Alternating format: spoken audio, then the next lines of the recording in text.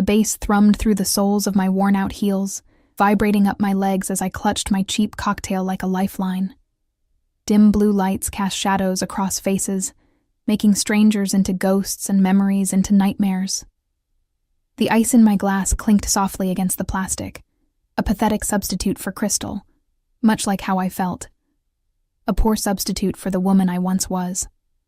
3 months since the divorce, and I still couldn't shake the feeling of being hollow, scraped clean of everything that made me me. That's when I saw him. Ryan, my ex-husband, leaning against the bar with his new girlfriend. She was everything I wasn't. Tall, confident, wrapped in a dress that probably cost more than my monthly rent. His hand rested possessively on her lower back, the same way it used to rest on mine. My throat constricted as memories flooded back. The arguments, the betrayal, the final night when he'd called me worthless before walking out the door. I'd spent weeks piecing myself back together, only to find him here, in the one place I thought I could escape. "You look like you're about to either cry or commit murder."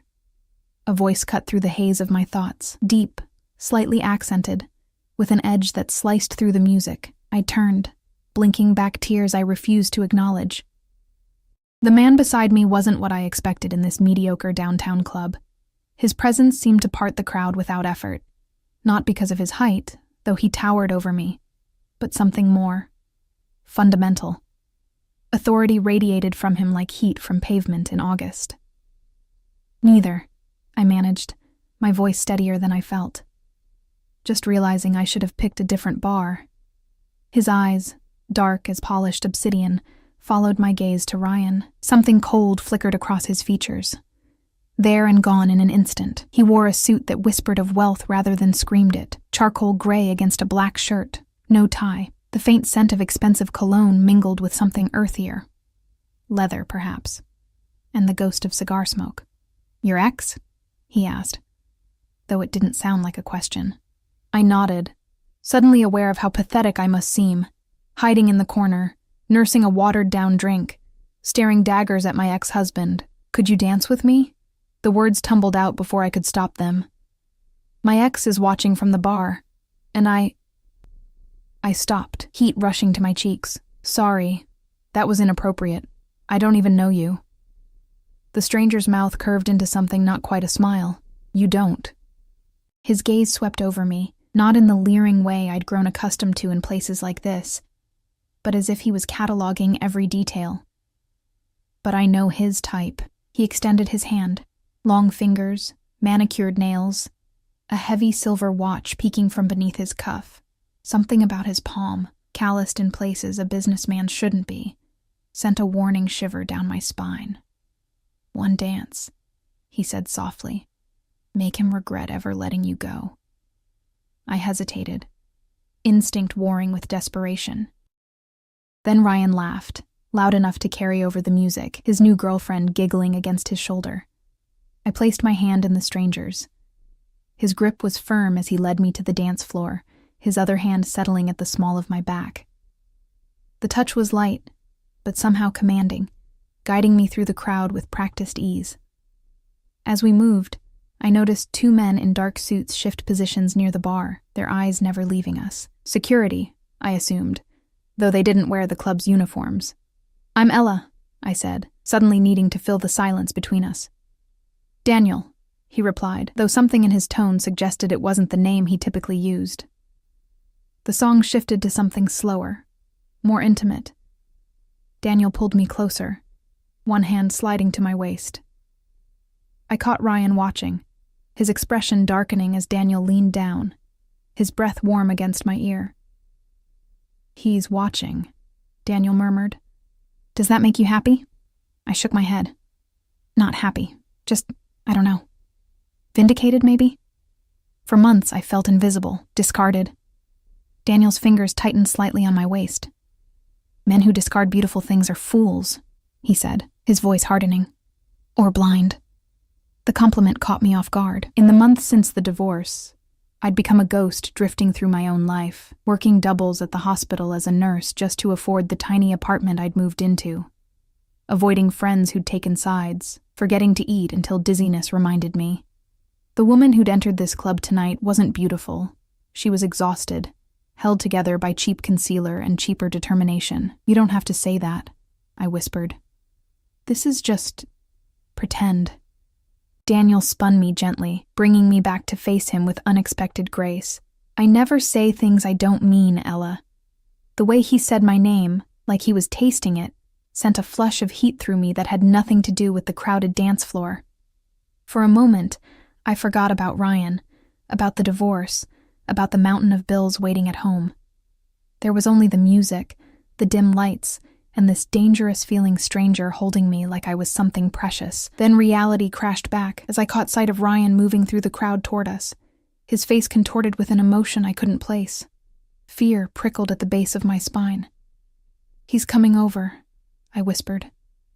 Daniel's expression didn't change, but I felt him shift almost imperceptibly, angling his body between me and the approaching threat. "Let him," he said quietly. Perhaps it's time he learned the value of what he discarded. Before I could respond, Ryan was there, alcohol flushing his face. "Ella," he slurred, reaching for my arm. "What the hell? I've been trying to call you for weeks." I stepped back, bumping into Daniel's chest. His hand came to rest protectively on my shoulder. "I changed my number," I said, hating the tremor in my voice.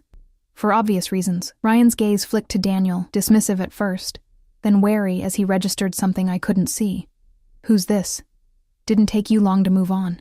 The accusation stung, especially coming from the man who'd been seeing his new girlfriend months before our marriage ended. "That's none of your business anymore," I said. "I think you should leave." Daniel's voice was quiet, but it carried a weight that made the hair on the back of my neck stand up. "The lady doesn't want to speak with you." Ryan laughed, but it sounded forced. "The lady? Who talks like that?"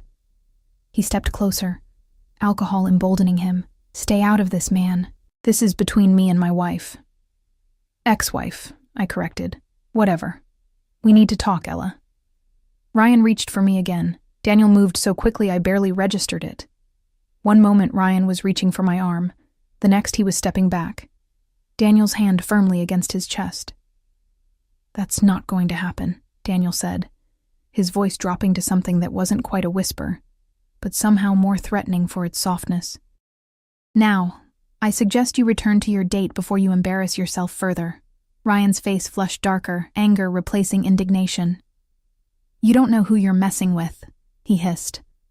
Something shifted in Daniel's posture, a subtle change that transformed him from merely intimidating to genuinely dangerous. "No," he replied, "you don't know who you're messing with. Last chance to walk away." I noticed the two men I'd spotted earlier moving through the crowd, their attention fixed on our confrontation. Ryan must have noticed them too, because he backed up a step, his bravado faltering. "This isn't over, Ella," he said, but the threat sounded hollow. "We need to talk about the money. Money." Of course it was about money, the final payment from the sale of our house. Money that was rightfully half mine, but that Ryan had somehow convinced his banker friend to misplace, until I signed away claims to everything else. "There's nothing to talk about," I said, finding strength in Daniel's solid presence beside me. "It's my money. You stole it. End of discussion." Ryan's face twisted with anger. "You ungrateful? Enough!" Daniel didn't raise his voice, but Ryan stopped mid-sentence.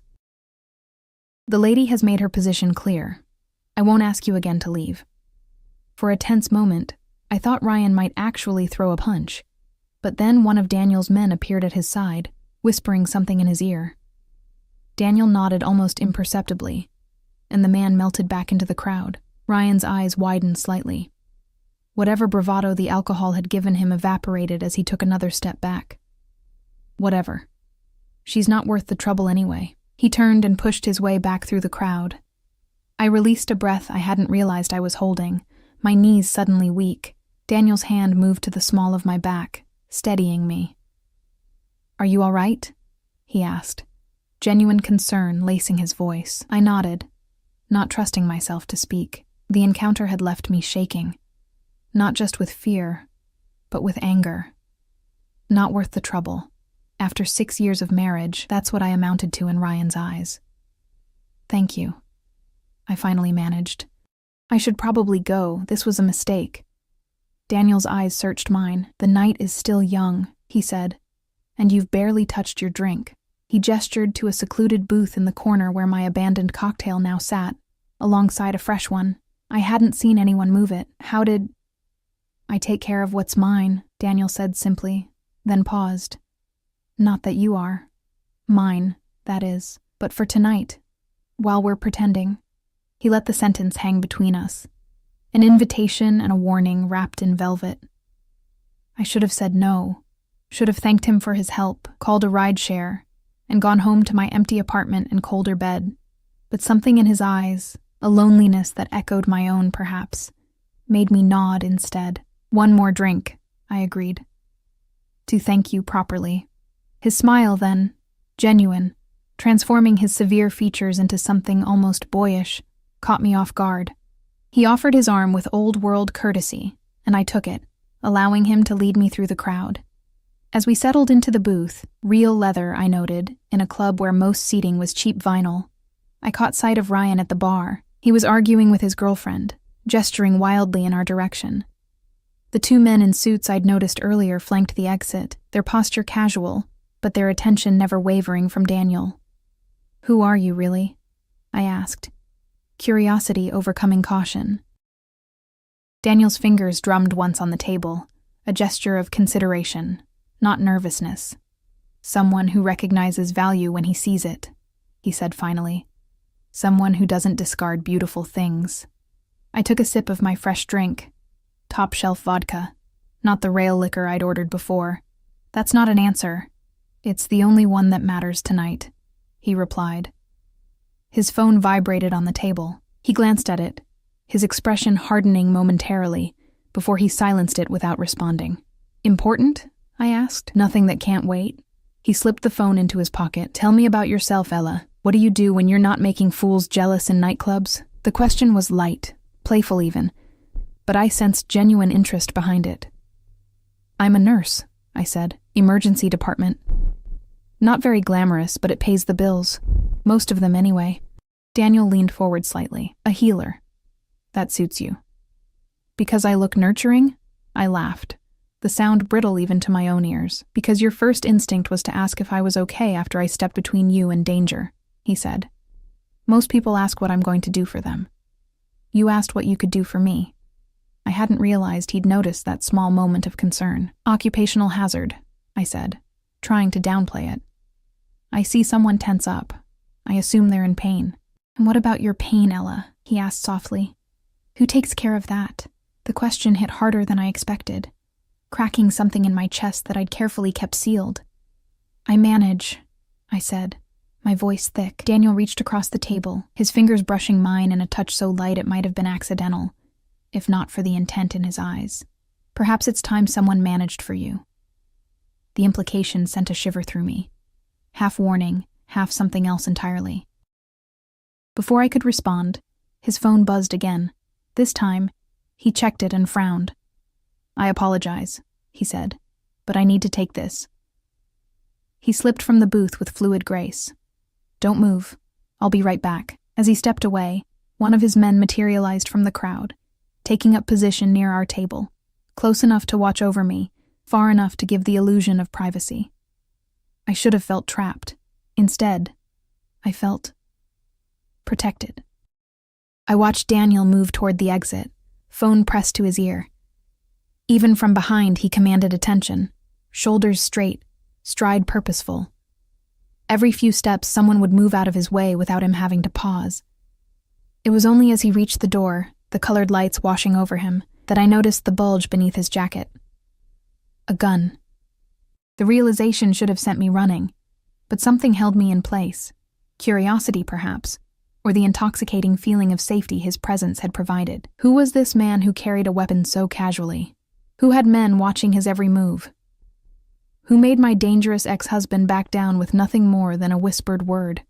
And more importantly, what would happen when he returned to claim the dance I had so innocently requested? I watched Daniel through the glass doors as he paced outside, phone still pressed to his ear. His expression had transformed completely. Gone was the charming stranger who danced with me. In his place stood someone colder, harder. Even from this distance, I could see the tension radiating through his shoulders as he spoke, his free hand gesturing sharply in the air. Whoever was on the other end of that call was receiving instructions, not conversation. A shiver ran through me that had nothing to do with the club's excessive air conditioning. What had I gotten myself into? The smart thing would be to slip out the back entrance while he was distracted. Return to my safe, predictable life of double shifts and frozen dinners, yet I remained rooted to my seat, drawn to him like a moth to dangerous flame. Another drink? I startled at the voice beside me. One of Daniel's men stood there, not the one keeping watch, but another. Shorter, with close-cropped hair and a scar that disappeared beneath his collar. He didn't smile, but his eyes weren't unkind. "No, thank you," I said. My mouth suddenly dry despite my half-full glass. "I'm fine." He nodded once, then hesitated. "Mr. Vega doesn't often dance." He said the word as if it were foreign. "You made quite an impression, Mr. Vega. Not Daniel, then, or not just Daniel." "Is that supposed to make me feel special?" I asked, surprising myself with my boldness. The man's expression didn't change. "It's supposed to make you careful." Before I could ask what he meant, Daniel, Mr. Vega, returned, sliding back into the booth with fluid grace. The hardness I'd glimpsed outside had vanished, replaced once more by the charming mask he'd worn earlier, but now I knew it was just that. A mask. "I apologize for the interruption," he said, his voice warm as he dismissed his man with a subtle nod. "Business never sleeps, unfortunately." "What kind of business keeps men with guns on payroll?"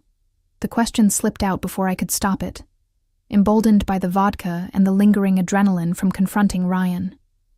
Daniel went still, his dark eyes studying me with new intensity. The silence stretched between us until I thought I might shatter from the tension. "The successful kind," he finally said, his voice dropping to a register that made my skin prickle. "Does that frighten you, Ella?" It should have. Every instinct honed through years of working in a busy ER, assessing threats and diffusing volatile situations, screamed danger. Yet what I felt wasn't fear, at least not entirely. It was awareness, heightened and electric. "I'm not sure yet," I answered honestly. Something like approval flickered across his features. "A rare quality," he murmured. "Honesty without calculation." From the corner of my eye, I caught Ryan watching us, his new girlfriend attempting to reclaim his attention. The sight no longer stung as sharply. Instead, I felt a strange detachment, as if the woman who had once built her life around that man was someone else entirely. "Your ex seems troubled by our conversation," Daniel observed, following my gaze. "Perhaps we should give him something more to worry about." Before I could respond, he was beside me rather than across from me, his arm sliding around my shoulders with casual possession. The movement was so smooth I barely registered it happening until his warmth pressed against my side, his cologne enveloping me in sandalwood and something darker. "Is this okay?" he asked, his lips close to my ear. The question surprised me. Men like Daniel, men who radiated power and controlled rooms without speaking, rarely asked permission. They took. I nodded, not trusting my voice. His fingers traced idle patterns on my bare shoulder, each touch sending sparks cascading through me. "Tell me about the money he mentioned," he said, his tone conversational despite the intensity of his gaze. "The money he stole." The reminder of Ryan's theft cut through the pleasant haze. "It's nothing," I said automatically, the lie bitter on my tongue. Daniel's fingers paused in their movement. "Don't do that," he said softly. "Don't diminish your own worth." His hand moved to tilt my chin up, forcing me to meet his eyes. "Not with me."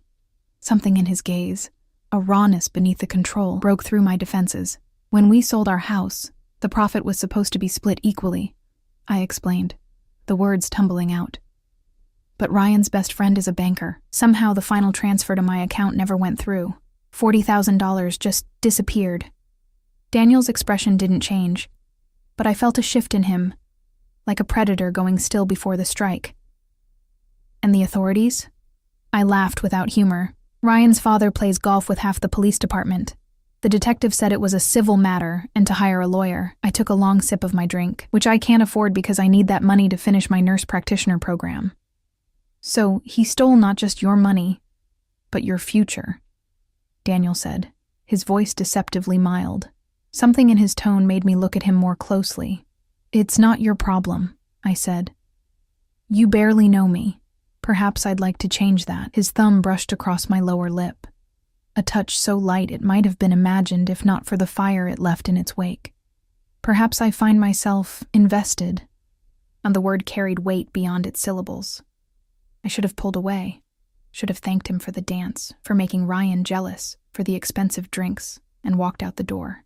Instead, I leaned into his touch, my defenses crumbling beneath the weight of months of loneliness and struggle. "Why?" I whispered. Daniel's eyes darkened. "Because rare things should be treasured," he said, his voice dropping to something intimate despite the pulsing music around us. "Because a man who would discard someone like you doesn't deserve to breathe the same air." The intensity of his declaration should have frightened me. Instead, it awakened something I'd thought dead, a flicker of worth, of being valued. His phone vibrated again. This time he ignored it entirely, his focus fixed on me with unnerving intensity. "Come to dinner with me tomorrow," he said. Not a question, but not quite a command either. Reality crashed back like a cold wave. "I can't," I said, regret coloring my voice. "I have a double shift at the hospital the following night then." I hesitated. "I don't make a habit of going to dinner with armed strangers." A smile curved his lips, transforming his face into something almost boyish, despite the danger that clung to him like shadow. "Then perhaps we should become better acquainted." He leaned closer, his breath warm against my ear. "Ask me anything, Ella. Tonight I'm an open book." It was a dangerous invitation from a man who was clearly anything but open. Yet I found myself unable to resist. "Those men," I said, nodding toward the one still watching us from a discreet distance. "They work for you?" "They work with me," he corrected. "But yes, they're under my protection." "And what do you protect them from?" His expression shifted, becoming contemplative. "The world is full of predators, Ella. Men who take what isn't theirs." His gaze flickered meaningfully toward Ryan. "I provide balance." It wasn't really an answer, but it told me more than he'd probably intended. "You're not in legal imports, are you?" I asked, the pieces falling into place with alarming clarity. Daniel laughed, the sound genuine and warm. "Not exclusively, no." His fingers resumed their idle patterns on my shoulder. "Does that bother you? The gray areas?" I considered the question honestly. As a nurse, I dealt with ethics daily. The letter of the law versus what was right for my patients. "I think," I said slowly, "that justice and legality aren't always the same thing." Something like surprise flickered across his features, there and gone in an instant. A nuanced perspective. Not what I expected. "What did you expect?" "Judgment. Fear. A hasty departure." His lips quirked. The usual reactions when people begin to see beneath the surface.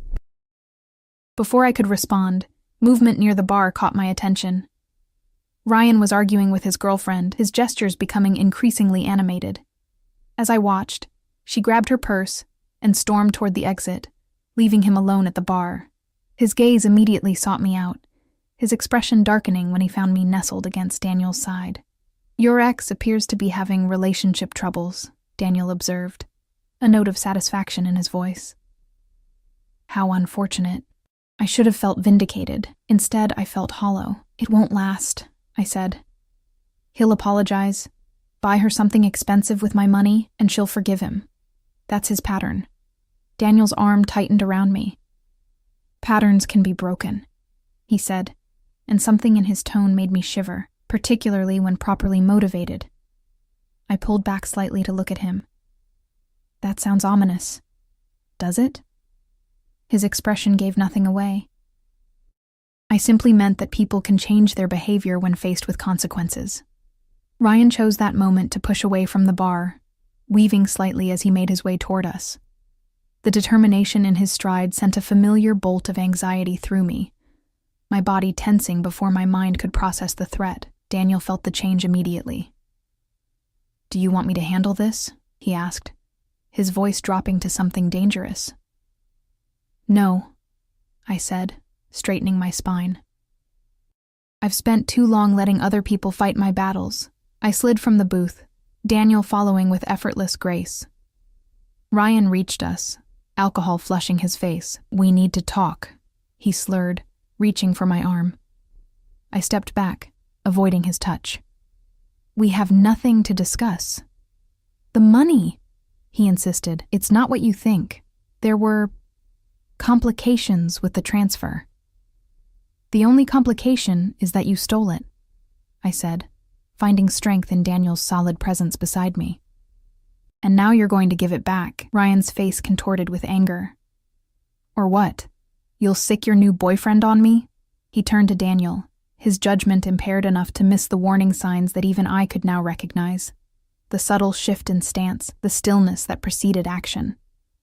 "Who the hell are you anyway? Someone you don't want to antagonize," Daniel replied, his voice cold enough to freeze the air between them. "Someone who's quickly losing patience with your disrespect." Ryan laughed, the sound ugly. "Disrespect? She's my wife." "Ex-wife," I corrected again, anger replacing fear. "And I'm not your property. I never was." "The lady has made herself clear," Daniel said. "This is your final warning to walk away." Ryan's face flushed darker. "Or what? You'll—" He never finished the sentence. One of Daniel's men appeared at Ryan's side, whispering something in his ear that drained the color from his face. Ryan's eyes widened as he looked at Daniel with new understanding, an unmistakable fear. "Vega," he whispered, the name falling from his lips like a curse. "You're Daniel Vega." The name clearly meant something to Ryan that it hadn't to me. Daniel merely inclined his head slightly, neither confirming nor denying. Ryan backed away, hands raised. "This is just a misunderstanding," he stammered. "No disrespect intended. I didn't know she was with you." "She wasn't," Daniel replied, his voice soft but carrying. "But she is now." The possessive declaration should have angered me. Instead, it sent a thrill of something dangerous and electric down my spine. Ryan continued his retreat, nearly stumbling in his haste to put distance between us. As he disappeared into the crowd, I turned to Daniel. "Who are you?" I asked, the question carrying more weight than before. "Why is he so afraid of you?" Daniel considered me for a long moment, as if weighing how much truth I could handle. "I'm someone who ensures debts are paid," he finally said. "And your ex-husband has just realized he's significantly overdrawn." The implications of his words sank in slowly, reality rearranging itself around this new information. "You're not just in gray areas of business," I said carefully. "You're a man of influence," he supplied when I trailed off. "In circles most people prefer not to acknowledge. A mafia boss, or something close enough that the distinction didn't matter. I should have been terrified, should have walked, no, run, away from him and never looked back. Yet all I felt was a strange calm, as if pieces of a puzzle were finally clicking into place. "Are you going to hurt him?" I asked, surprising myself with how steady my voice remained. Daniel's expression softened slightly. "Would it bother you if I did?" I considered the question honestly, thinking of the nights I'd cried myself to sleep after discovering Ryan's affairs, the humiliation of having to borrow money from my sister to pay rent when he emptied our joint account, the casual cruelty of his dismissals. "It should," I said finally. "But I don't know if it would." Something like approval flickered in Daniel's eyes. "Honesty," he murmured. "Refreshing." He offered his hand palm up, an invitation, not a demand. "Come, this place has lost its appeal." I hesitated, standing at a crossroads I hadn't anticipated when I'd entered the club hours earlier. Behind me lay safety, predictability, the comfort of known boundaries. Before me, with his hand extended and danger clinging to him like expensive cologne, stood something else entirely. Risk, yes, but also possibility. Where would we go? I asked, temporizing. "Somewhere quieter, where we can talk without interruption." His eyes held mine, intense, but not threatening. "My driver is outside. He'll take you home whenever you wish to leave, whether that's 5 minutes or 5 hours from now." It was the assurance of freedom, of choice, that finally decided me. I placed my hand in his fingers closing around mine with gentle strength.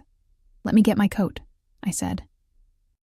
Daniel shook his head slightly, and one of his men materialized beside us, my worn peacoat draped over his arm. I hadn't even seen him retrieve it from the coat check. Efficient, I murmured as Daniel helped me into it, his hands lingering on my shoulders. I prefer to anticipate needs before they're expressed, he said, his voice low near my ear, a philosophy that extends beyond business. The implication sent heat rushing through me as he guided me toward the exit, his hand resting lightly on the small of my back. His men fell into formation around us, not obviously, but with a choreographed precision that spoke of long practice. As we stepped into the cool night air, a sleek black car with tinted windows purred to the curb as if summoned by thought alone.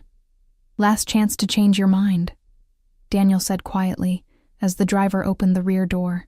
I looked back at the club, its neon sign flickering in the darkness, then at the man beside me, dangerous, powerful, and watching me with an intensity that made my breath catch. "I'm not changing my mind," I said, and stepped into the unknown. The interior of the car enveloped me in luxurious darkness, butter-soft leather seats, the subtle glow of ambient lighting, and a privacy partition already raised between us and the driver. As Daniel slid in beside me, I noticed the vehicle was larger than it had appeared from outside, with ample space between us and facing seats that remained empty. Armored, I suspected, though I wouldn't have known how to tell for certain. "Comfortable?" Daniel asked as the car pulled smoothly away from the curb. I nodded, suddenly hyper-aware of the intimacy of our surroundings. My worn dress, the nicest thing I still owned after selling most of my wardrobe to cover rent, felt shabby against the opulence surrounding me. Daniel, however, looked as if he'd been born to occupy such spaces, his posture relaxed yet alert, one arm stretched along the back of the seat behind me. "Where are we going?" I asked, watching the city lights blur past tinted windows. "A place I own on the waterfront," he replied. "Private, secure."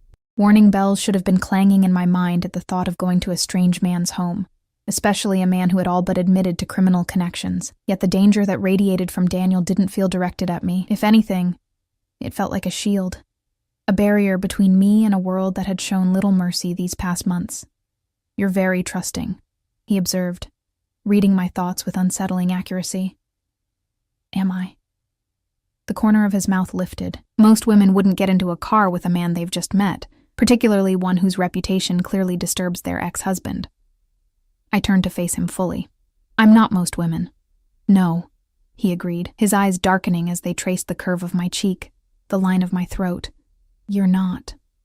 The car slowed, turning onto a private drive that wound through manicured grounds before stopping before an imposing building of glass and stone.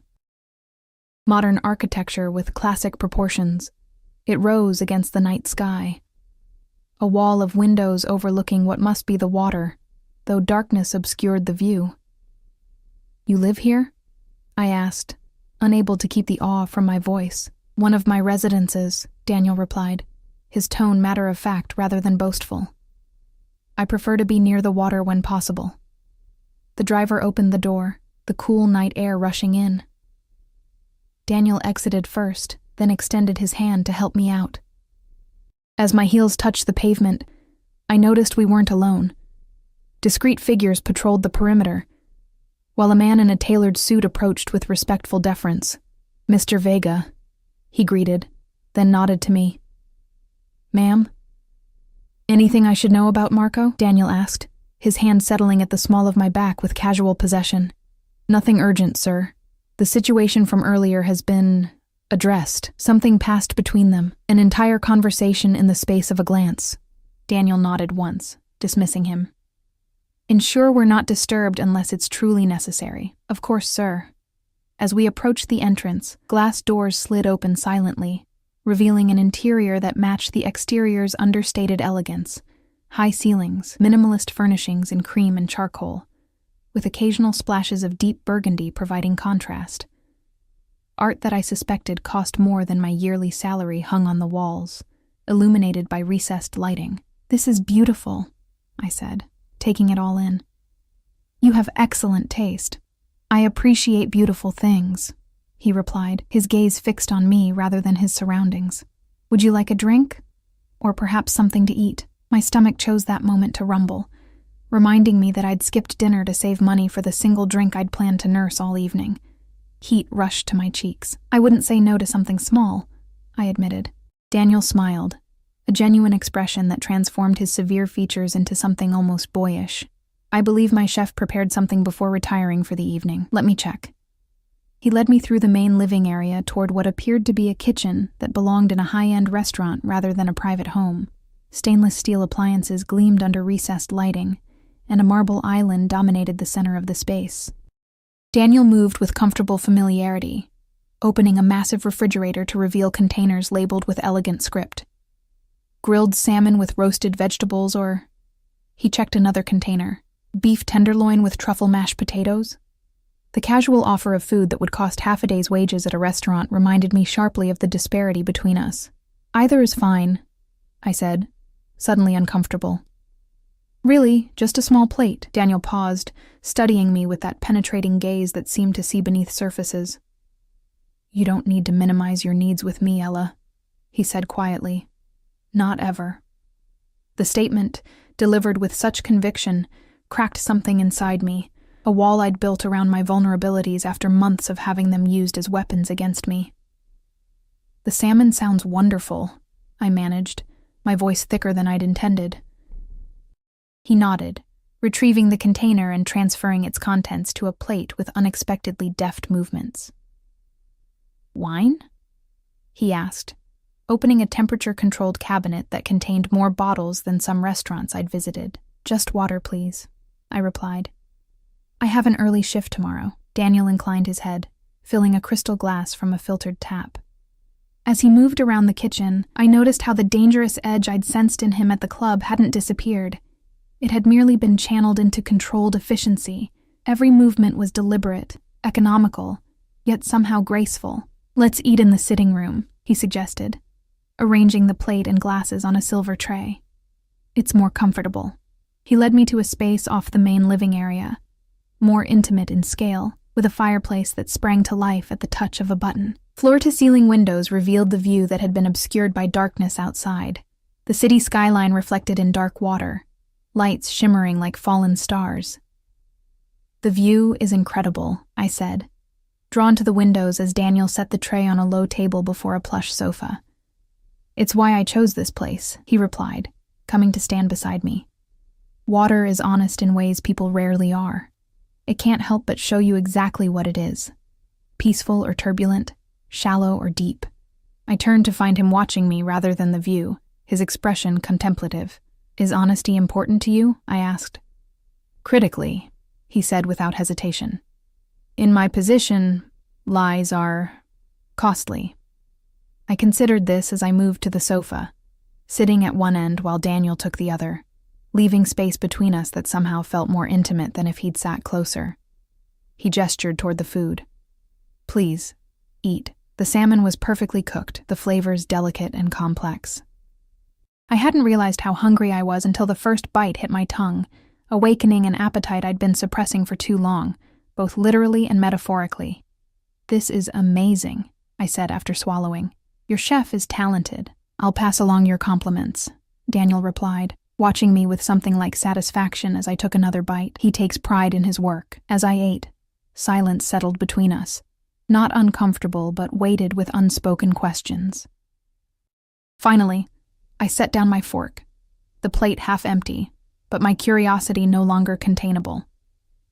Why am I here, Daniel? I asked directly. Why bring a woman you just met to your home?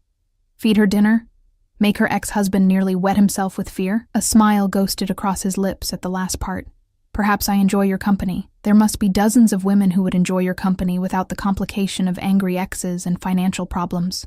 Hundreds, he agreed without false modesty. But they want what I represent, not who I am. And you think I'm different? I challenged. You know nothing about me. I know you're a nurse who works in emergency medicine, he countered. I know you were married for 6 years to a man who betrayed you, divorced you, then stole money that was rightfully yours. I know you live alone in an apartment you can barely afford while working double shifts to make ends meet. I stared at him, shock washing through me. How could you possibly know all that? Daniel's expression remained impassive. Your ex mentioned 6 years when he called you his wife. Your hands, competent, steady, with short nails practical for medical work, suggest healthcare.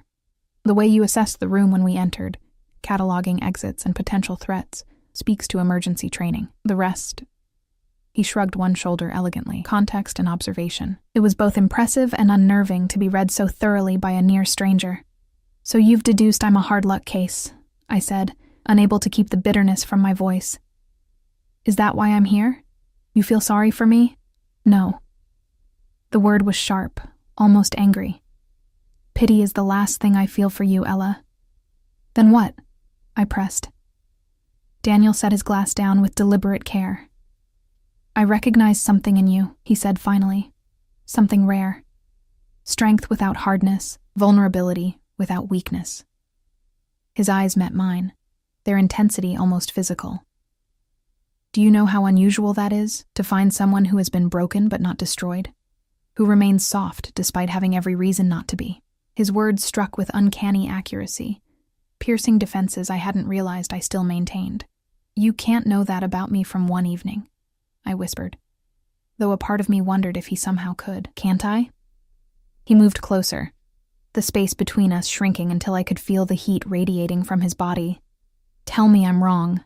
I couldn't. For all his dangerous edges and questionable business, Daniel had seen straight to the core of me with disconcerting clarity.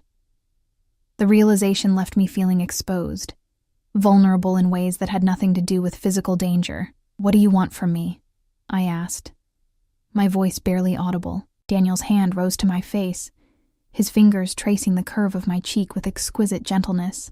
Everything, he said simply. But I'll settle for the chance to know you. Truly know you.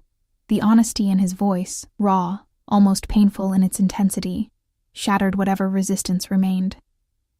I leaned into his touch, closing my eyes as his palm cupped my face. You don't even know my last name, I murmured. Martinez, he replied without hesitation. Ella Martinez, 32 years old, graduated from St. Catherine's nursing program 5 years ago, currently employed at Mercy General's emergency department, working on a nurse practitioner degree part-time, until your ex-husband's theft forced you to put your education on hold.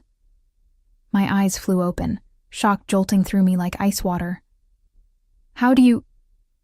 I told you, Daniel said, his thumb brushing across my lower lip, silencing my question. I protect what interests me. That requires information, fear, and something darker, more primal, twisted through me. You had me investigated. While we were at the club, he didn't deny it.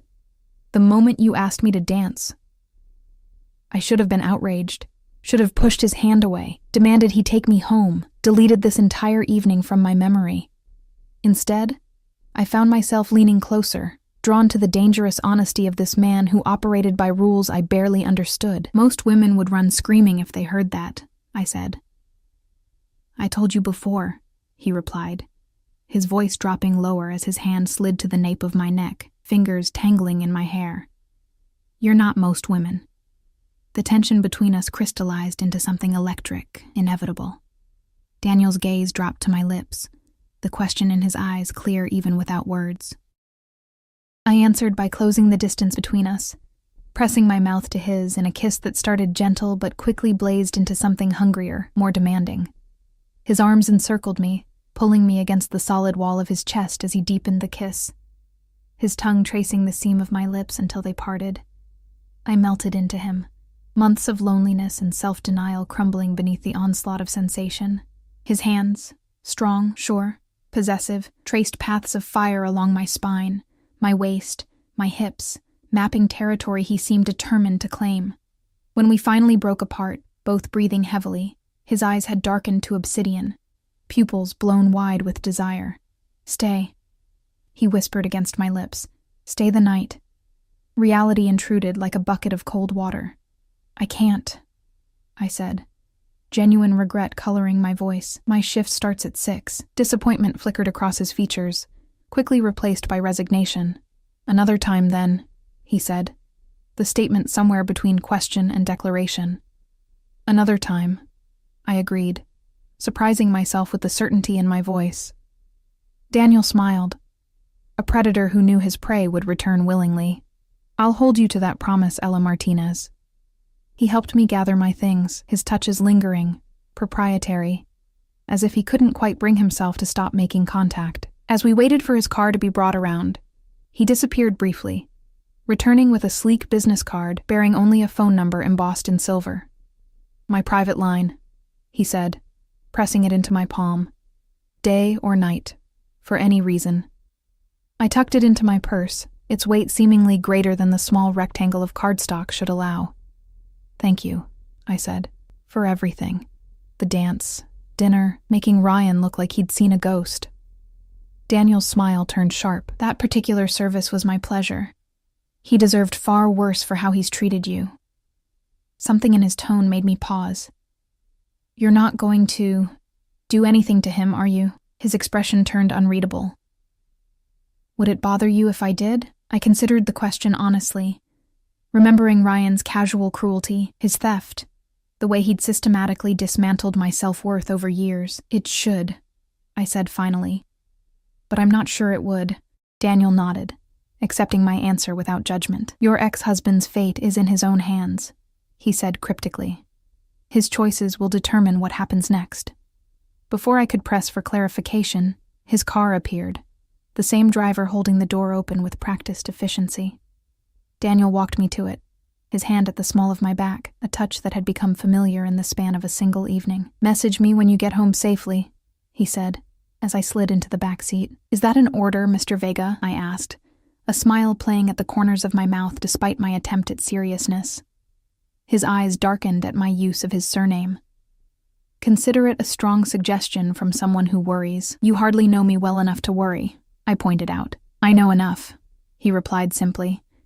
And I intend to know more. He leaned in, brushing his lips against mine in a kiss that promised rather than demanded. Much more.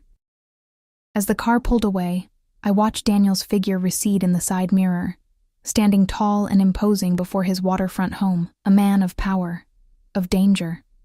And now, somehow, a man who had inserted himself into my life, with the precision of a surgeon and the inevitability of fate.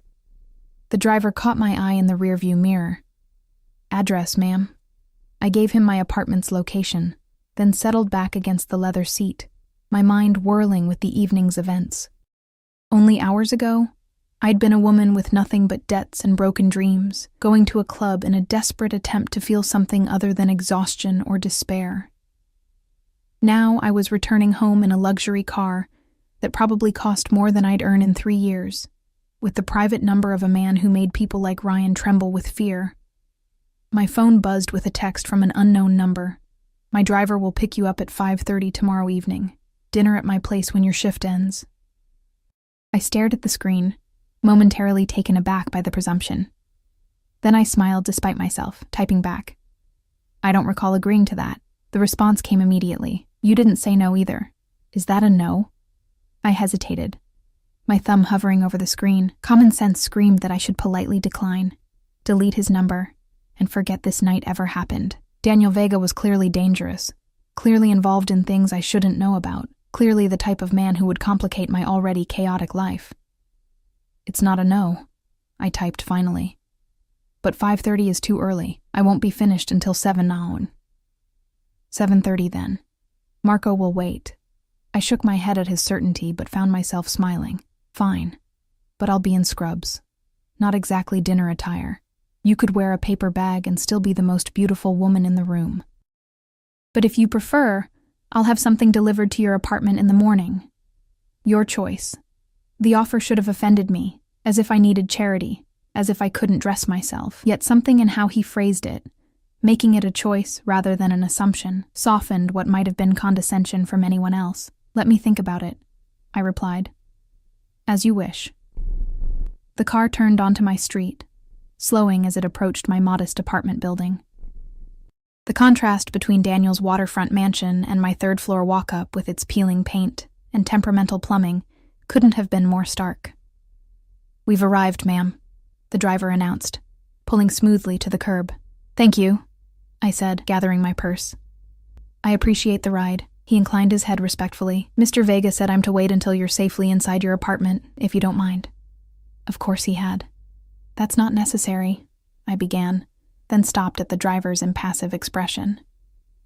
Clearly, Daniel's instructions weren't open to negotiation, but thank you, I amended. As I climbed the stairs to my apartment, exhaustion finally catching up with me, I felt my phone buzz once more. Sweet dreams, Ella Martinez. Tomorrow can't come soon enough, I smiled, tucking the phone away without responding. As I unlocked my door, I glanced back toward the street where Daniel's car remained, a sleek shadow against the night. Only after I'd closed and locked my door behind me did its headlights flare to life, illuminating the empty street before disappearing around the corner. Inside my small apartment, everything looked exactly as I'd left it. Dishes drying in the rack, nursing textbooks stacked on the coffee table, the worn quilt my grandmother had made folded over the back of my secondhand sofa. Yet nothing felt the same, or perhaps it was I who had changed, transformed in the space of one evening, from a woman trying to disappear into a woman being seen, truly seen. Perhaps for the first time, I touched my lips, still sensitive from Daniel's kisses, and wondered what tomorrow would bring. Morning arrived with cruel efficiency, my alarm blaring at 5 a.m. For a disoriented moment, I wondered if I'd dreamed the entire evening. The club, Ryan's confrontation, Daniel's unexpected intervention.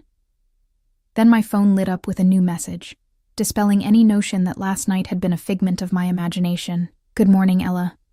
I hope you slept well. There's a package being delivered to your apartment at noon. You're under no obligation to accept it, but I hoped you might consider wearing it tonight. Either way, I'm looking forward to seeing you at 7:30. I stared at the screen, torn between amusement and wariness at Daniel's persistence. Before I could decide how to respond, a second message appeared. Oh, and I've taken the liberty of sending coffee and breakfast to your hospital. It should arrive at the nurse's station by 7. I remember how grueling 12-hour shifts can be without proper fuel. The thoughtfulness of the gesture caught me off guard. Most men I'd known, Ryan included, had treated my career as an inconvenience rather than a calling. They'd complained about my hours, my exhaustion, the way hospital emergencies disrupted carefully made plans. Daniel, a virtual stranger, had somehow intuited what I needed most on a long shift day. Sustenance and caffeine. That's very kind, I typed back, but unnecessary. His response was immediate. Kindness is never unnecessary, particularly toward those who deserve it most. I found myself smiling as I prepared for work, moving through my morning routine with an energy I hadn't felt in months. As I pulled on my scrubs, I caught sight of myself in the mirror. Cheeks flushed, eyes bright with something that looked suspiciously like hope. I barely recognized the woman staring back at me. The hospital was its usual controlled chaos when I arrived. The emergency department already filling with early morning accidents and overnight admissions needing reassessment. I'd barely finished checking in when Maggie, the charge nurse, cornered me with narrowed eyes. "Spill it," she demanded, hands on her ample hips. "Spill what?" I asked, feigning innocence as I tucked my stethoscope around my neck. "Don't play dumb," she said, lowering her voice. "You waltz in here looking like the cat that got the cream, after months of resembling a walking corpse." Something happened. I hesitated. Maggie had been my rock through the divorce, covering shifts when I needed to meet with lawyers, bringing homemade casseroles when I forgot to eat, offering her couch when I couldn't bear to be alone.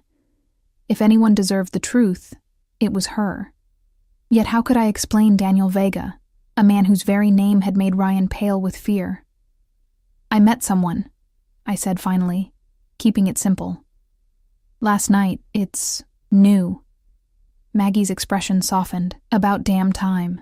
Ryan the Rat has dominated your life for too long. What's the new guy like?"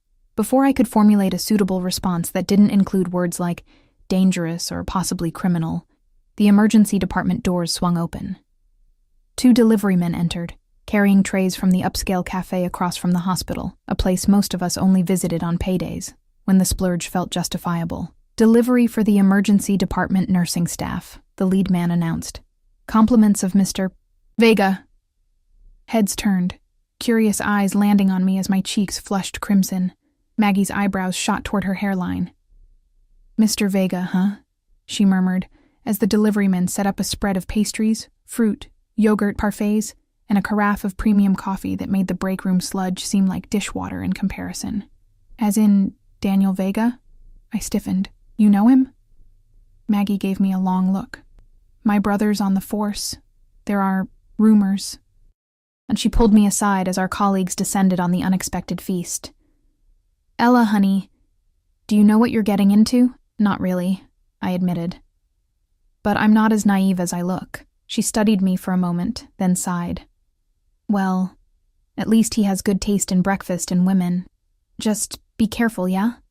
I nodded, grateful for her concern, but increasingly certain that careful was no longer in my vocabulary where Daniel Vega was concerned. The shift progressed in the usual blur of patients, charts, and minor emergencies. But the breakfast Daniel had sent kept our team fueled and, more importantly, made me the subject of endless speculation. By midday, I'd fielded so many questions about my mysterious benefactor that I was almost relieved to be called to the trauma bay for a multi-vehicle accident. Hours later, as I was finally catching my breath, my phone buzzed with a notification from my building's security system.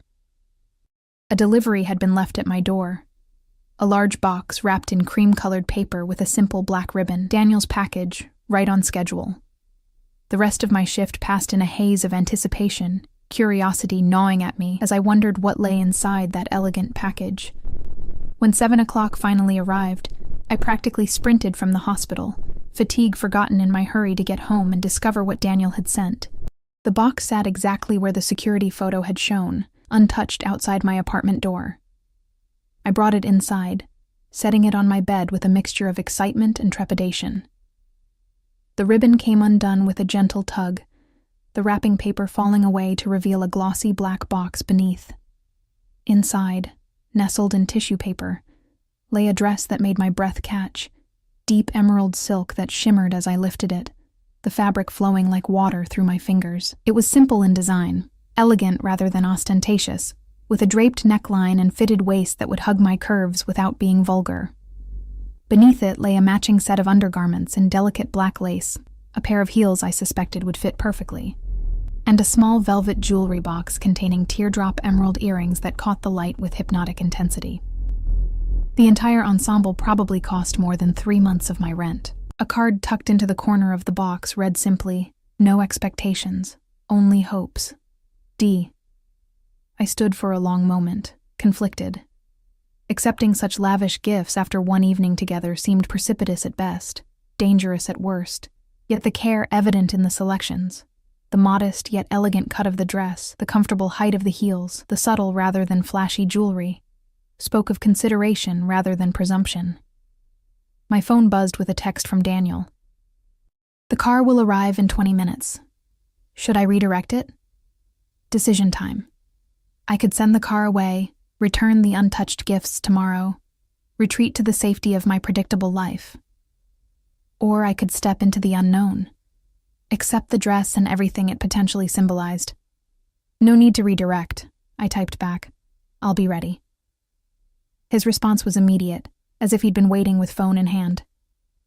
"You've made my evening before it's even begun." 20 minutes later, showered and dressed in Daniel's gifts, I hardly recognized my reflection. The dress fit as if it had been made for me, the color bringing out the golden undertones in my olive skin, the fabric draping in a way that accentuated curves I'd forgotten I possessed after months of stress and skipped meals. The earrings caught the light when I moved, drawing attention to my neck, my collarbones, the pulse point at my throat. A soft knock at my door announced the driver's arrival. Taking a deep breath, I gathered my courage along with a small clutch purse and opened the door. The same driver from the previous night stood there, his expression professionally neutral despite what must have been a significant transformation in my appearance. "Ms. Martinez," he greeted with a slight bow, "Mr. Vega is expecting you." The drive to Daniel's waterfront home passed in a blur of anticipation and second-guessing. Was I making a colossal mistake? Moving too quickly? Setting myself up for another heartbreak? Yet beneath the anxiety ran a current of exhilaration I hadn't felt in years, the thrill of being wanted, pursued, valued. The car pulled through the same gates as before, following the curving driveway to the imposing entrance where Daniel waited. Unlike the previous night, he wasn't flanked by security, standing alone in the soft glow of exterior lighting. He wore dark trousers and a charcoal button-down, sleeves rolled to expose strong forearms, the top buttons undone in a way that suggested comfort rather than formality. His eyes widened almost imperceptibly as I emerged from the car. Satisfaction, and something deeper flickering across his features. "Ella," he said simply, the word carrying more weight than seemed possible for 2 syllables. "Daniel," I replied, suddenly shy despite the confidence the dress had given me. "Thank you for the gifts. They're beautiful. They pale in comparison to the woman wearing them." He stepped forward, taking my hand and raising it to his lips in a gesture that should have seemed affected, but somehow didn't. "You look breathtaking." Coming from anyone else, the compliment might have felt like empty flattery. From Daniel, with his intense gaze fixed on me as if memorizing every detail, it felt like a fundamental truth being recognized rather than a pleasantry being offered. "Come," he said, not releasing my hand as he led me inside. "Dinner is almost ready." The interior of his home was different tonight, warmer somehow, with soft music playing and candles flickering on surfaces. He guided me through to a terrace I hadn't seen the previous evening, overlooking the water with the city lights twinkling in the distance. A table had been set for 2, complete with fine china, crystal glasses, and a centerpiece of white roses and greenery that complemented rather than overwhelmed the setting. "This is lovely," I said, genuinely moved by the effort evident in every detail. Daniel pulled out my chair, waiting until I was settled before taking his own seat across from me. "I wanted tonight to be special," he said. "A proper beginning, rather than the chaotic introduction we had yesterday." A beginning. The word held promise, possibility, and no small measure of danger. Before I could respond, a man in chef's whites appeared, serving the first course with professional efficiency before disappearing back into the house. "I hope you don't mind," Daniel said, noting my surprise. "I asked my chef to prepare dinner for us tonight. I wanted to be fully present with you, not distracted by cooking." The meal that followed was exquisite. Course after perfectly executed course, each paired with wines that Daniel described with the knowledge of a connoisseur but without pretension. Throughout, our conversation flowed with surprising ease, moving from my work at the hospital to his childhood in Argentina, from books we'd both enjoyed to music that moved us. He listened when I spoke, not with the feigned interest I'd grown accustomed to from men waiting for their turn to talk, but with genuine engagement, asking questions that showed he valued my thoughts. Conspicuously absent from our discussion were specifics about his current business dealings, the source of his obvious wealth, or the reason Ryan had reacted with such fear upon recognizing him. Daniel neither avoided nor highlighted these omissions, simply steering the conversation toward areas we could share openly. As dessert, a delicate chocolate soufflé that melted on the tongue was served. Daniel's phone vibrated on the table. He glanced at it, a slight crease appearing between his brows, but made no move to answer. "Important?" I asked, echoing my question from the previous night. "Nothing that can't wait," he replied, silencing the device and returning it to his pocket. "You have my complete attention tonight." The intensity of his focus, unwavering since my arrival, both thrilled and unsettled me. "You're very good at that, you know." "At what?" "Making a person feel like they're the center of the universe," I said. "Is that a natural talent or something you've cultivated?"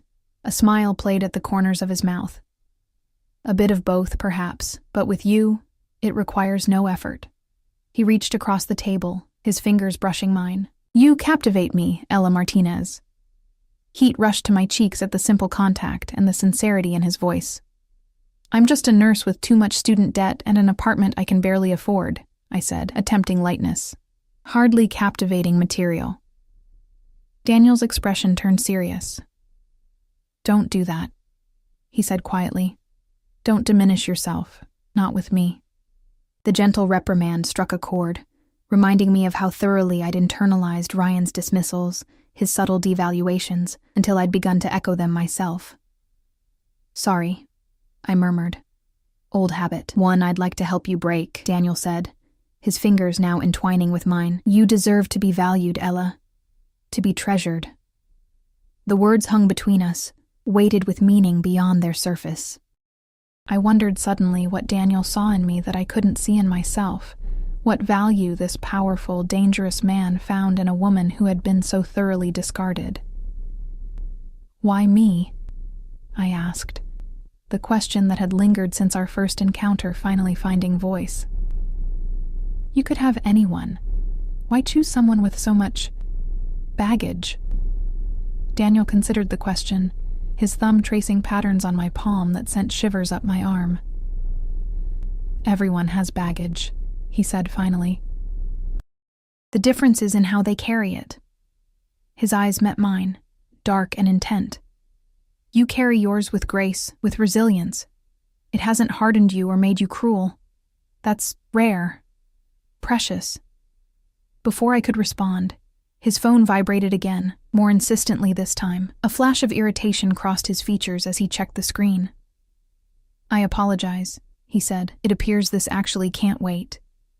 He stood, bringing my hand to his lips once more. "I'll be just a moment." As Daniel stepped inside to take the call, I found myself alone on the terrace, the city lights shimmering on the water below. The evening had been perfect, too perfect perhaps. The beautiful dress, the exquisite meal, the attentive conversation, all of it felt like a dream from which I would inevitably awaken.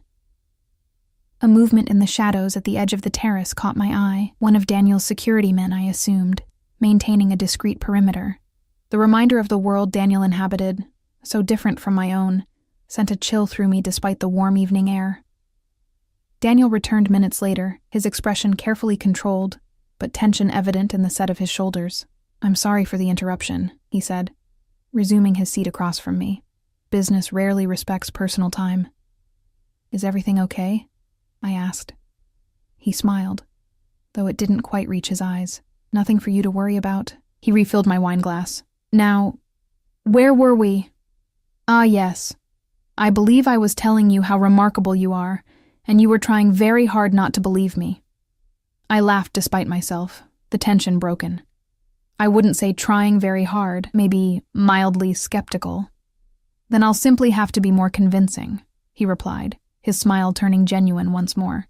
"I have all the time in the world to make you see yourself as I see you." The promise in his words, of time, of patience, of a future, both thrilled and terrified me. "Daniel," I began, needing to address the elephant in the room. "I barely know you, and what I do know is complicated. Ask me," he said simply. "Whatever you want to know. I won't promise to answer everything, but I will promise never to lie to you." I took a deep breath, gathering my courage. "What do you do, exactly? What made Ryan look at you like he'd seen a ghost?" Daniel didn't flinch from the directness of my question. "I operate businesses that exist in the spaces between legal and illegal," he said carefully. "Import and export, primarily, but with diversified interests. As for your ex-husband's reaction..." He paused, considering his words. "I have a reputation for ensuring debts are paid and agreements are honored, by whatever means necessary." A diplomatic answer that confirmed what I'd already suspected without providing incriminating details. "You're saying you're in organized crime," I clarified, needing to hear it directly. "I'm saying I'm a businessman who doesn't allow himself to be constrained by arbitrary legalities when they conflict with what's right," he countered. "But yes, some would use that term." I nodded slowly, processing this confirmation of what I'd intuited from the beginning. "And the gun you carry? The men who watch your every move? That's all part of being a businessman?" "In my world, yes." His expression remained calm, open, allowing me space to absorb this reality without pressure. "Does it bother you?" I asked. "The things you have to do?" Daniel considered the question with the seriousness it deserved. "Some of them," he admitted. "But I sleep well at night knowing I operate with a code that many so-called legitimate businessmen lack. I don't prey on the weak. I don't break my word. I protect those under my care." "And what happens to people who cross you?" I asked, thinking of Ryan's pale face, his hasty retreat. Daniel's eyes darkened. "They receive exactly what they've earned.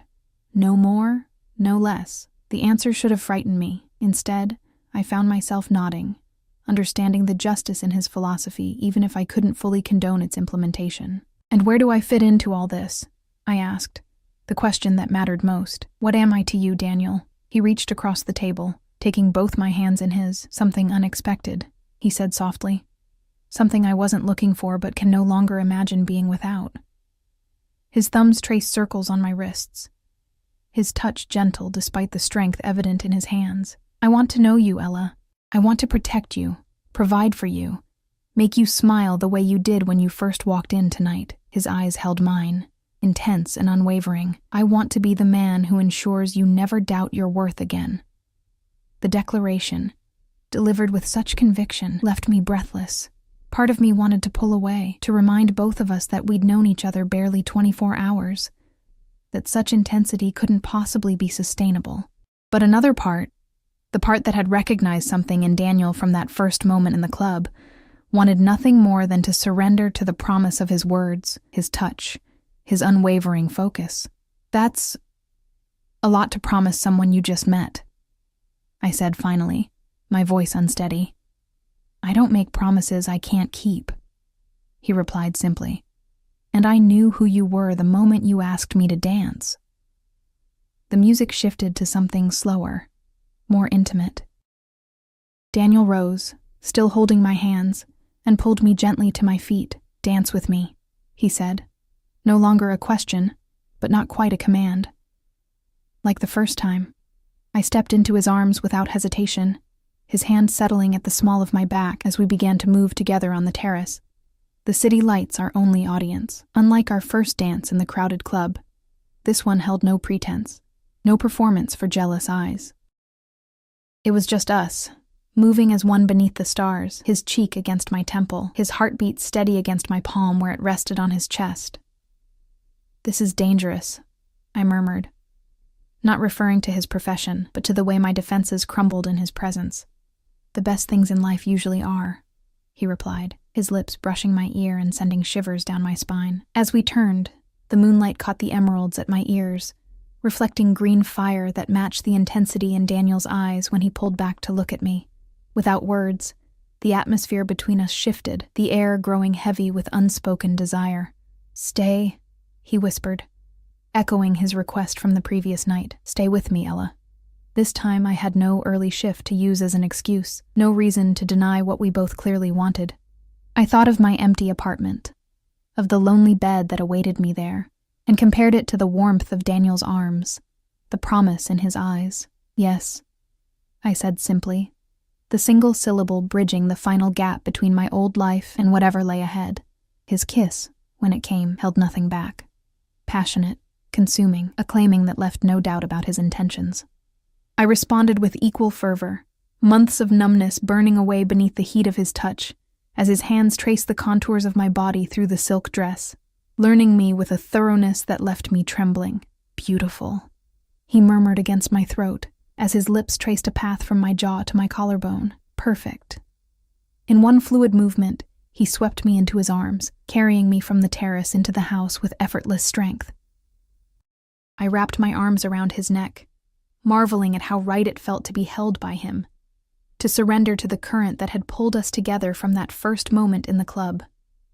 As he carried me toward what I presumed was his bedroom, I had a fleeting thought that I should be more cautious, more measured in my response to this man I barely knew. Then his lips found mine again, and caution became the furthest thing from my mind.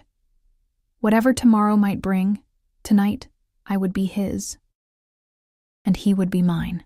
Morning light filtered through unfamiliar curtains, gently pulling me from the deepest sleep I'd experienced in months. For a moment, disorientation clouded my mind as I registered the luxurious sheets beneath me, the spaciousness of the bed, the unfamiliar weight of an arm draped possessively across my waist. Then memories of the night before rushed back. Daniel's passionate kisses, his reverent touch, the way he'd worshipped every inch of my body with an intensity that had left me breathless and trembling.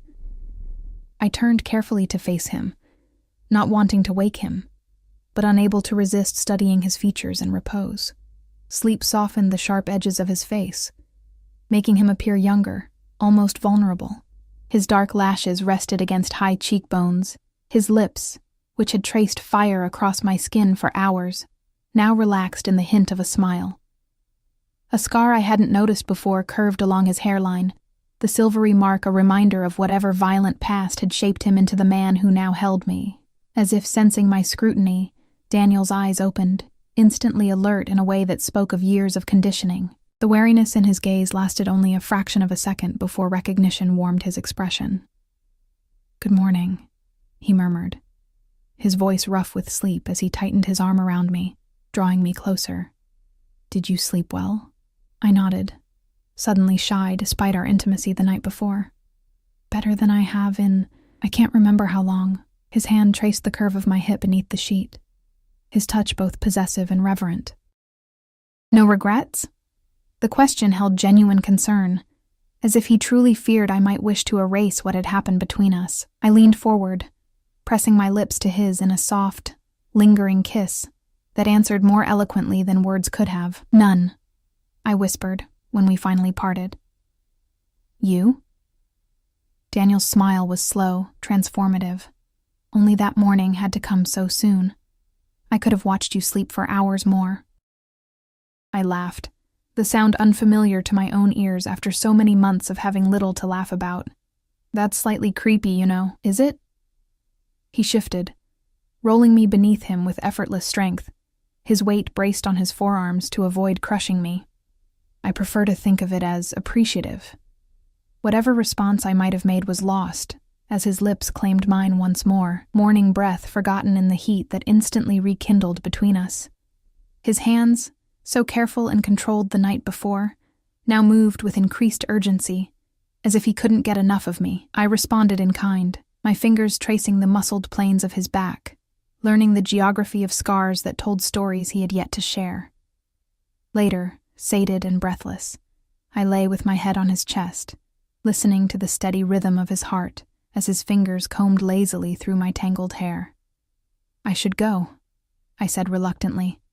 "I have errands to run before my shift tomorrow." Daniel's arm tightened around me. "Stay," he murmured against my temple. "I'll have anything you need delivered. Whatever errands you have can be handled by my people." The offer was tempting, to remain cocooned in his luxury, his protection, letting the outside world fade into insignificance. Yet something in me resisted the easy surrender. "I need to maintain my own life," I said carefully.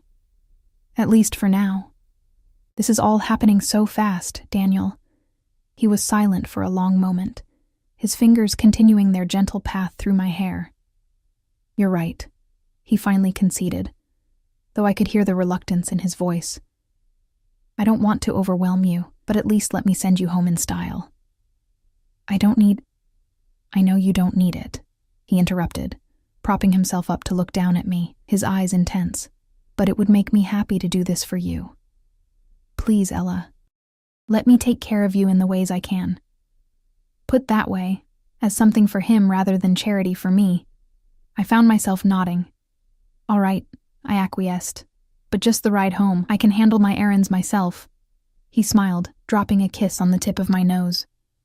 "Progress," he murmured, sounding genuinely pleased. "Now, about breakfast." We spent the morning in comfortable domesticity, sharing breakfast in his enormous kitchen, Daniel insisting on cooking himself rather than summoning his chef. He moved with unexpected competence as he prepared omelets and fresh fruit, explaining that he'd learned to cook as a teenager, responsible for feeding his younger siblings when their mother worked double shifts as a hotel maid. These glimpses into his background, so different from the powerful, dangerous man he'd become, fascinated me. I found myself asking questions, drawing out stories of his childhood in Argentina, his family's immigration to America when he was 12, the poverty they'd endured in those early years. He answered openly, seemingly pleased by my interest, though he remained vague about his transition from poor immigrant to wealthy criminal enterprise leader. After breakfast, he insisted on showing me around his home.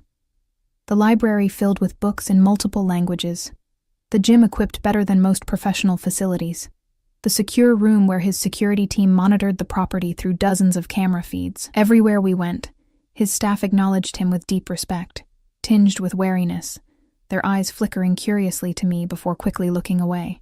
"They're wondering who you are," Daniel commented as we returned to his bedroom so I could gather my things. "I don't typically bring women here." "No?" I tried to keep my tone casual, though the implication sent a flutter of pleasure through me. "No," he confirmed, his eyes holding mine. "This is my sanctuary, not a place for casual entertainment. You're the first woman who spent the night in this house." The admission, unexpected and weighty, caught me off guard. Before I could formulate a response, Daniel's phone buzzed. He checked it, his expression darkening momentarily, before he schooled his features back to neutrality. "Something wrong?" I asked. "Nothing I can't handle," he replied, tucking the phone away. He crossed to where I stood, gathering my hands in his. "When will I see you again?" The intensity of his gaze made it clear this wasn't a casual question. "I work the next 3 days," I said. 12-hour shifts. Daniel nodded, accepting this without argument. "And after?" "I'm off Thursday," I offered. "But I usually use that day to catch up on laundry, groceries, real-life stuff." "Have dinner with me Thursday evening, then," he suggested. "I'll pick you up at 7. And Ella?" He hesitated, something almost vulnerable flickering in his eyes. "I'd like to take you somewhere public. A proper date, if you're comfortable with that." The request surprised me. I'd assumed Daniel would prefer to keep our relationship, if that's what this was becoming, private, hidden from the public eye given his professional activities, that he wanted to be seen with me, to acknowledge whatever was developing between us openly, touched me in unexpected ways. "I'd like that," I said, squeezing his hands. "Very much." His smile, genuine, almost boyish, transformed his entire face. "Good." He pulled me close, dropping a kiss on my forehead. "Now, as much as I hate to let you go, my driver is waiting to take you home." The return to my apartment was jarring. The cramped space, the temperamental plumbing, the secondhand furniture, all stark reminders of the disparity between Daniel's world and mine. Yet as I unpacked the overnight bag his staff had somehow assembled for me, including a toothbrush, toiletries, and even a change of clothes, I found myself smiling at the thoughtfulness evident in every detail. My phone chimed with a message from Daniel. "Missing you already. The house feels empty without your presence." I clutched the phone to my chest, a girlish gesture I would have mocked myself for just days earlier. How had this happened so quickly? How had this dangerous, complicated man slipped past my defenses with such effortless precision? "I miss you too," I typed back before I could overthink it. "Thank you for everything." His response came immediately, no thanks necessary. "You bring light to my shadows, Ella. Rest well tonight." The next 3 days passed in a blur of hospital shifts, text messages from Daniel, and unexpected deliveries, lunch for my entire department one day, a basket of my favorite snacks. How had he learned those? The next, and finally, an elegant leather-bound planner with my shifts already marked, delivered with a note reading simply, "To help me count the hours until I see you next." Each gesture should have felt excessive, even smothering. Yet Daniel balanced attentiveness with respect for my independence, never demanding responses when I was working, never questioning my schedule or commitments. His care manifested not in control, but in consideration, in the consistent message that I mattered, that my comfort and happiness were priorities to him. By the time Thursday evening arrived, I found myself counting the minutes until 7, eager to see him again in a way that both thrilled and terrified me. I'd just finished applying lipstick, wearing the emerald dress from our first dinner, having nothing else remotely suitable for whatever upscale restaurant Daniel likely had in mind, when my phone rang with an unfamiliar number. "Hello?" I answered, expecting perhaps Daniel's driver announcing his arrival. "Ella, it's Maggie from the hospital." My colleague's voice was tight with tension. "I hate to do this, but we've got a multi-car pileup coming in, at least 8 critical patients. We're activating disaster protocol and calling in all available staff." My heart sank, disappointment warring with professional duty. "I'll be there as soon as I can," I promised, already mentally shifting gears. As I ended the call, I stared at my reflection in the mirror, dressed for a romantic evening, but about to head into trauma chaos instead. With a sigh, I dialed Daniel's number. "Ella," he answered on the first ring. his voice warming at my name. "I was just thinking about you. Daniel, I'm so sorry," I began, the words tumbling out. "There's been a major accident. The hospital's called me in. I can't make dinner tonight." A brief silence then. "Of course. Your patients need you." No argument, no guilt trip, just immediate understanding. "Is there anything you need? I could have food sent to the hospital for your team or—" "That's very thoughtful," I interrupted, touched by his offer. "But the hospital will handle that for major incidents. I just wanted to apologize for canceling so last minute." "You have nothing to apologize for," Daniel said firmly. "Saving lives takes precedence over dinner reservations. We'll reschedule when things calm down." Relief flooded through me at his easy acceptance. "Thank you for understanding. I should be going. I need to change and get to the hospital." "Of course. Be safe, Ella. And I'm proud of what you do. Never forget that." The sincerity in his voice stayed with me as I rushed to change into scrubs and head to the hospital, his words a warm glow amid the stress of the emergency ahead. The night that followed was among the most chaotic of my nursing career. Multiple trauma victims, desperate surgeries, the organized frenzy of an emergency department pushed to its limits. Hours blurred together as we fought to stabilize patients, prepare them for surgery, comfort distraught family members. By dawn, exhaustion had settled into my bones, my scrubs stained with blood and antiseptic, my mind numb from the relentless pace. As my shift finally ended, I stumbled toward the staff lounge, intent only on collecting my things and finding my way home to collapse into bed. I pushed open the door to find Maggie speaking with a familiar figure. Daniel, immaculate in a casual suit despite the early hour, holding a tray of coffee cups and a bag from the bakery across the street. "Daniel?" I stopped short, certain my exhausted mind was playing tricks on me. "What are you doing here?" He turned, relief evident in his face as he took in my disheveled appearance. "Ella," he said simply, crossing to me with quick strides. "Are you all right?" "I'm fine," I assured him, acutely aware of my appearance, hair escaping its ponytail, dark circles under my eyes, the general disarray of 16 hours in trauma. "Just tired. But what are you doing here? It's 6 a.m. Daniel's hand rose to my cheek, his touch gentle as he tucked a stray strand of hair behind my ear. "I couldn't sit at home knowing you were dealing with this," he said quietly. "I brought breakfast for your team and a ride home for you if you'd like it." The thoughtfulness of the gesture brought unexpected tears to my eyes, fatigue lowering my emotional defenses. Maggie cleared her throat behind us, reminding me we weren't alone. "I'll just distribute these to the team," she said tactfully, taking the coffee tray from Daniel. "Thank you, Mr. Vega. It's very appreciated after the night we've had."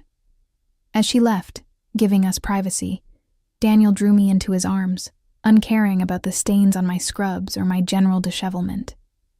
"You look exhausted," he murmured against my hair. "Let me take you home." I nodded against his chest, too tired to argue, too touched by his presence to question it. "How did you know I'd be finishing now?"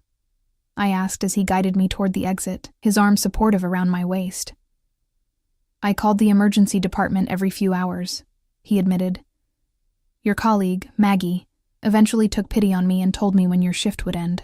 The image of Daniel Vega, dangerous, powerful man that he was, repeatedly calling a hospital emergency department to check on a nurse he'd known barely a week, struck me as both absurd and incredibly endearing.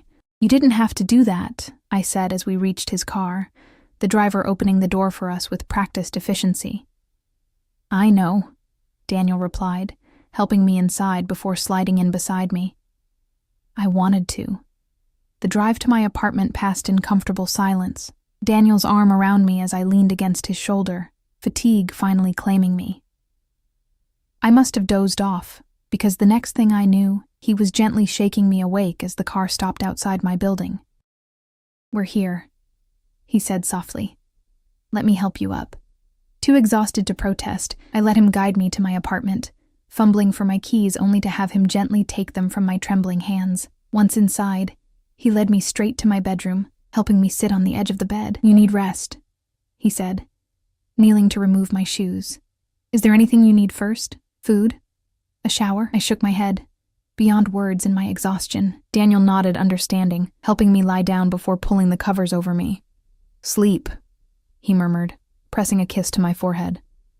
"I'll check on you later." I caught his hand as he turned to leave. "Stay," I whispered, the word an echo of his own request days earlier. "Just to sleep. I don't want to be alone right now." Something softened in his expression as he nodded, removing his jacket and shoes before stretching out beside me on the narrow bed that seemed laughably inadequate after the expanse of his own. He gathered me against his chest, one arm wrapping protectively around me as if to shield me from the horrors I'd witnessed during my shift. "I've got you," he murmured. His voice, the last thing I heard before sleep, claimed me completely. When I woke hours later, the afternoon sun filtering through my blinds, I found the bed empty beside me but could hear movement in my small kitchen. Following the sounds, I discovered Daniel at my stove, cooking what smelled like tomato sauce, my tiny kitchen transformed by bags of groceries on the counter and a vase of fresh flowers on my rickety table. "You're still here," I said, surprised and touched that he hadn't left while I slept. He turned, his expression brightening at the sight of me. "Of course. You asked me to stay." He gestured toward the stove. "I'm making pasta. You need to eat something substantial after your shift." The domesticity of the scene, this dangerous man cooking in my humble kitchen, grocery shopping for me while I slept, struck me with its incongruity. Yet somehow, it felt right, as if the universe had finally aligned in ways I couldn't have anticipated but desperately needed. "Thank you," I said simply, the words inadequate for the emotion swelling in my chest. Daniel set down his cooking spoon, crossing to where I stood to take my face gently between his hands. "You don't need to thank me for basic consideration, Ella," he said, his eyes searching mine. "This is what people do when they care about each other." "Is that what we're doing?" I asked softly. "Caring about each other?" His expression turned serious, almost solemn. "I think you know it's more than that, at least for me." The admission hung between us, weighty with implication despite its brevity. We'd known each other barely a week, yet the connection between us had developed with an intensity that defied conventional timelines. I should have been frightened by it, should have backed away from the precipice before us. Instead, I found myself stepping closer to the edge. "For me too," I whispered, admitting what I'd been trying to deny even to myself. "It's more for me too." Daniel's eyes darkened at my words, his thumbs tracing gentle paths along my cheekbones. "I know this is fast," he said, his voice low and intense. "I know my life is complicated, dangerous in ways yours shouldn't be. I know you have every reason to walk away from this, from me, before you get in any deeper. But," I prompted, hearing the unspoken word in his pause. "But I don't want you to," he finished, raw honesty in every syllable. "I want you in my life, Ella, not as a temporary diversion, not as an accessory, as an essential part of who I am becoming with you." The declaration stole my breath, its depth catching me unprepared despite the growing awareness of what had been developing between us. Before I could formulate a response, a sharp knock at my door broke the moment. Daniel tensed instantly, one hand moving reflexively toward his waist, where I suspected a weapon was concealed. "Are you expecting someone?" he asked, his voice dropping to a dangerous register. I shook my head, puzzled. "No one." With a fluid motion, Daniel positioned himself between me and the door. "Wait here," he instructed. All warmth vanished from his tone as he moved silently across the room. He checked the peephole, his body language shifting from alert tension to cold fury in an instant. "It's your ex-husband," he said, his voice deadly quiet. "Alone." My stomach dropped. "Ryan? What could he possibly want?" "Let's find out," Daniel replied, his hand on the doorknob. "Stay behind me." Before I could protest, he opened the door to reveal Ryan standing in the hallway, hand raised to knock again. My ex-husband's expression shifted from determination to shock to fear in rapid succession as he registered Daniel's presence in my apartment. "Vivega," he stammered, taking an instinctive step backward. "You were just what?" Daniel asked, his voice deceptively soft. "Dropping by uninvited to harass Ella after stealing $40,000 from her? Is that what you were just doing?" Ryan's face paled to an unhealthy gray. "I can explain," he said, his eyes darting between Daniel's imposing figure and me, partially visible behind him. "Ella, please just give me 5 minutes. It's important. Despite everything, the theft, the lies, the casual cruelty of our divorce, some part of me still responded to the desperation in his voice. 5 minutes, I agreed, stepping around Daniel despite his subtle gesture of protest. That's all. Daniel's expression darkened, but he stepped aside, allowing Ryan to enter while maintaining a position between us. 5 minutes, he echoed, the warning in his tone unmistakable.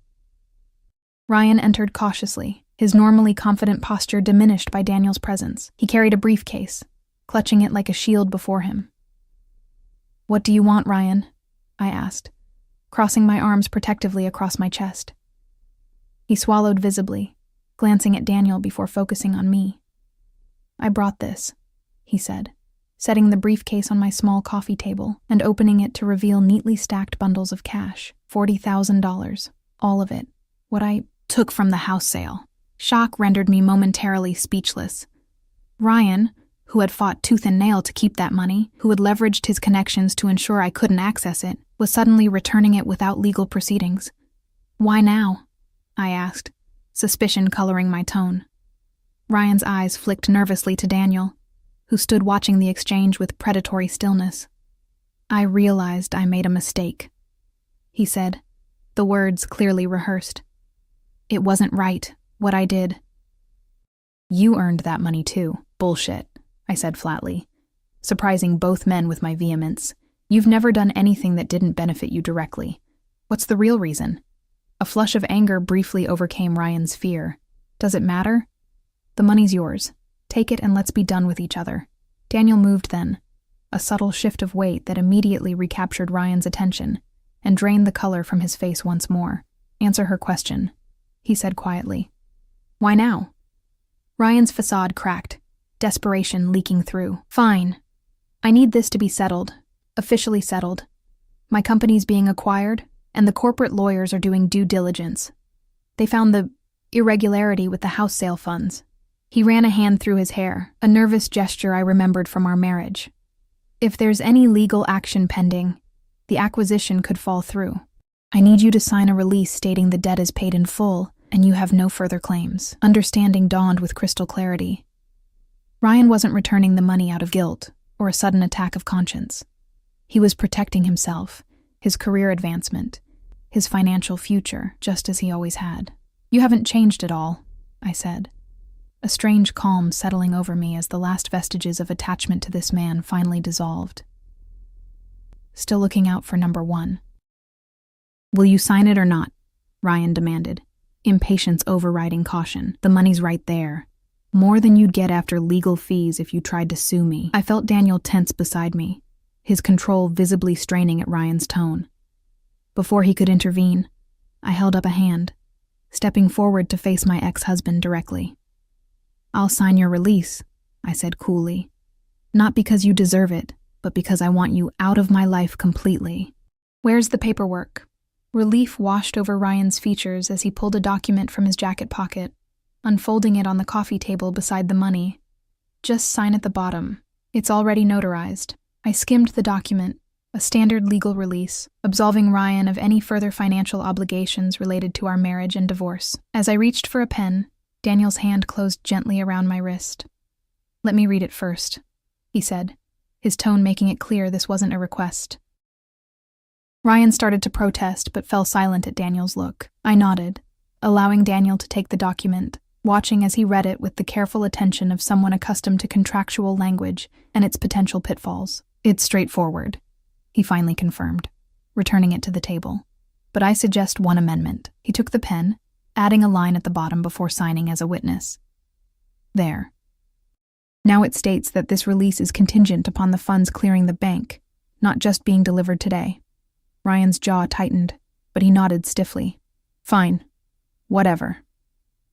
I signed the document, a strange lightness filling me as I realized this truly was the final tie being severed between Ryan and myself. No more legal entanglements, no more financial connections, No more reason for him to ever contact me again. "We're done here," I said, stepping back from the table. "You can go now."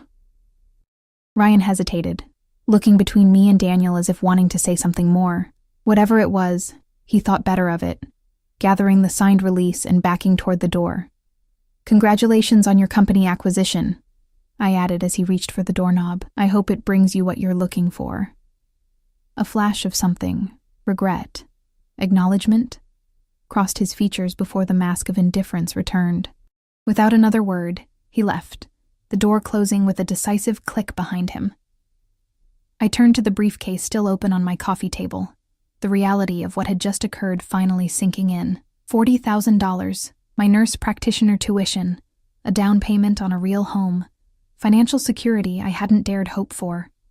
All returned because Ryan feared whatever consequences Daniel might bring more than he valued the money itself. "You did this," I said, turning to Daniel. "Somehow you made him return the money." Daniel's expression gave nothing away. "I merely had a conversation with him about consequences and priorities," he said mildly. "The decision to return what he stole was entirely his." I stepped closer, searching his face. "What did you do? Did you threaten him?" "Would it matter if I did?" he countered, his eyes holding mine. "The money was rightfully yours. He stole it. Now it's been returned. Justice has been served." The simplicity of his perspective, right and wrong, justice and retribution, struck me with its clarity. In Daniel's world, Ryan's theft wasn't a civil matter to be dragged through courts at enormous expense and time. It was a wrong to be righted, swiftly and definitively. "Thank you," I said finally, deciding the method mattered less than the outcome in this case. "You've given me back my future." Daniel's expression softened as he reached for me, drawing me into his arms. "No, Ella," he murmured against my hair. "You've given me mine." The weeks that followed transformed my life in ways I couldn't have imagined that fateful night at the club. With the returned money, I re-enrolled in my nurse practitioner program, reducing my hospital hours to focus on my education. Daniel supported my decision completely, never pressuring me to reduce my workload further or become dependent on his considerable resources. Our relationship deepened with a natural momentum that defied its rapid beginning. Daniel introduced me to his world gradually, first to his inner circle, the men and women who formed the core of his organization, then to the legitimate business owners who relied on his protection and patronage. I met his younger sister, the only family member he maintained close contact with, and was relieved when she welcomed me with genuine warmth. In turn, I introduced him to the few friends who had stood by me through my divorce: Maggie from the hospital, my sister Clara, my former nursing instructor who had become a mentor and confidant. Their initial wariness of Daniel's reputation quickly gave way to acceptance as they witnessed the care with which he treated me, the respect he showed for my independence, the subtle ways he ensured my happiness without smothering my growth. 6 months after our first meeting, Daniel asked me to move in with him. I hesitated, not from doubt about our relationship, but from concern about losing myself in his world, his wealth, his power. "I need to maintain my own identity," I explained as we discussed it on his terrace, the same spot where we'd first crossed a line from attraction to intimacy. "I don't want to wake up one day and realize I'm just an appendage to your life." Rather than being offended, Daniel listened with typical intensity before making an unexpected proposal. "What if we found a new place together?" he suggested. "Not my current house, not your apartment. Something we choose together, design together. A fresh start for both of us." The solution was so perfect in its simplicity that I agreed immediately. We found a property, smaller than his current home but infinitely larger than my apartment, with the water view he loved and the proximity to the hospital I needed. As we worked with architects and designers, blending our tastes and preferences into a shared vision, I marveled at how seamlessly our lives had intertwined despite our different backgrounds. A year to the day after I'd asked a dangerous stranger to dance because my ex was watching, Daniel took me back to the club where we'd met. The place had been closed for the evening, bought out, I suspected, though Daniel never confirmed this, and transformed with soft lighting and flowers that matched the emerald dress I still kept as a reminder of our beginning. In the center of the dance floor, Daniel dropped to one knee, offering not just a ring, but a promise of protection without possession, of partnership without dominance, of a future where neither of us would have to face life's challenges alone. "You asked me to dance to make another man jealous," he said, his voice thick with emotion I rarely saw him display in public.